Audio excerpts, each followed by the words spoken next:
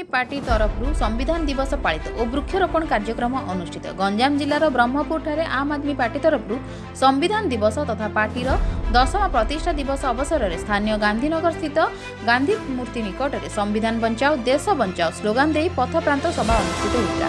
एसह depot Sai Ambedkar कल्याण मंडप ठारे बाबा भीमराव आंबेडकर प्रतिमूर्ति में पुष्पमाल्य अर्पण करने सह आखपाख अंचल को सफा कर महिला साही बासिंदा द्वारा वृक्षरोपण कार्यक्रम अनुष्ठित होता। जिला आवाहक सुभाष राउत, जिला संपादक आदित्य रथ, उपसभापति सुधीर प्रधान प्रमुख वक्तव्य रखी संविधान सुरक्षा, दिल्ली में ऐतिहासिक कृषक आंदोलन 1 वर्ष पूर्ति रे आम आदमी पार्टी भूमिका तथा पार्टी गठन वर्तमान परिप्रेक्षी में जनसाधारण दायित्व गुरुत्व प्रदान करते। कार्यक्रम में आवाहक सुभाष राउत, जिला संपादक आदित्य रथ, उपसभापति सुधीर प्रधान, ब्रह्मपुर महानगर सभापति श्री हरप्रसाद, परशुराम साहू, कैलाश सेठी, मनोज पाढ़ी, रमेश बेहरा सह संगठक विष्णु रणा, मनोज बिशोई, ममता नायक, अभिमन्यु दलाई, प्रदीप चौधरी, मनोज मिश्र, नरसिंह पात्र, रितेश कुमार दास, प्रतिभा रेड्डी प्रमुख अनेक कार्यकर्ता अंशग्रहण करते।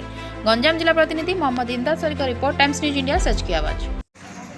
नमस्कार, मु आपणकर अभिनेत्री नम्रता सिंह टाइम्स न्यूज इंडिया। आशा करछि आपण मन के न्यूज बहुत भल लागिथिबो।